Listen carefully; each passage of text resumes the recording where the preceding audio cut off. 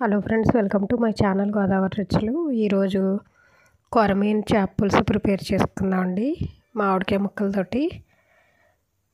చూడండి, మన పులుసు రెడీ అయిపోయింది. ఇదిగోండి చేప ముక్కలు, చిన్న చేపలు ఇవి. ముక్కలు కొట్టించుకుని తెచ్చుకున్నాము. వాటిలో పసుపు, ఉప్పు, నిమ్మకాయ రసం వేసి బాగా 2-3 సార్లు కడగాలి. ఇదిగోండి కడిగేసి ఒక బౌల్లో వేసుకుంటున్నాను. కొంచెం వీటిని మ్యారినేట్ చేసుకుంటే టేస్ట్ బాగుంటుంది. ముక్కల్లోకి పసుపు, సాల్టు, కారం,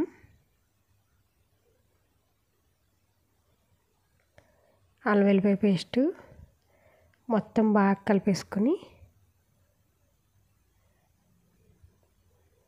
పక్కన పెట్టుకోవాలి. ఇలా కలపడం వల్ల ముక్క కొంచెం టేస్ట్ ఇంకా పెరుగుతుంది, బాగుంటుంది కూడా. ఇదిగోండి ఉల్లిపాయలు, పచ్చిమిరపకాయలు కట్ చేసుకున్నాను. మిక్సీ జార్ తీసుకుని అందులో వేసుకొని మరీ పైన పేస్ట్ లెక్క కాకుండా కొంచెం ముక్క చెక్క కింద పట్టుకోవాలి ఇలాగా. ఇప్పుడు ఒక కడాయి పెట్టుకుని ఆయిల్ వేసుకుంటున్నాను. ఈ పట్టుకున్న ఉల్లిపాయ, పచ్చిమిరపకాయ పేస్ట్ వేసుకోవాలి.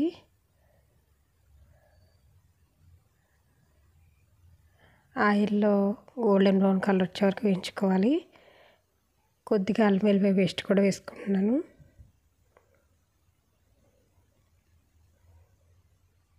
కొద్దిగా సాల్టు, కొద్దిగా కారం.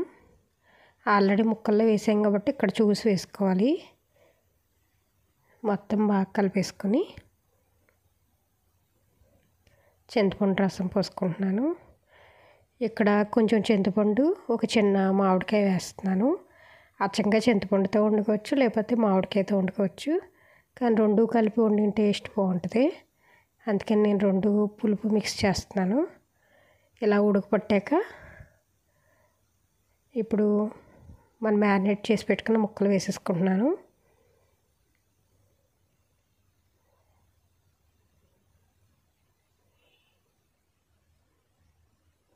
మొత్తం ముక్కలన్నీ వేసేసుకోవాలి.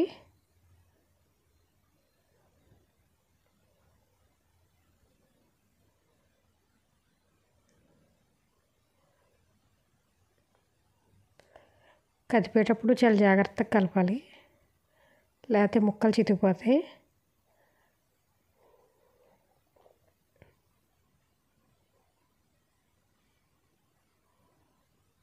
ఇదిగోండి ఉడక పట్టింది. ఇప్పుడు మూత పెట్టేసి 5 మినిట్స్ ఉడకనివ్వాలి.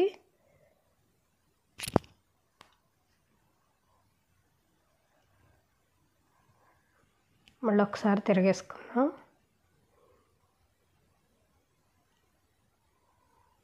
ఇప్పుడు ఇందులో ఒక చిన్న మామిడికాయ ముక్కలు కట్ చేసి వేసుకుంటున్నాను.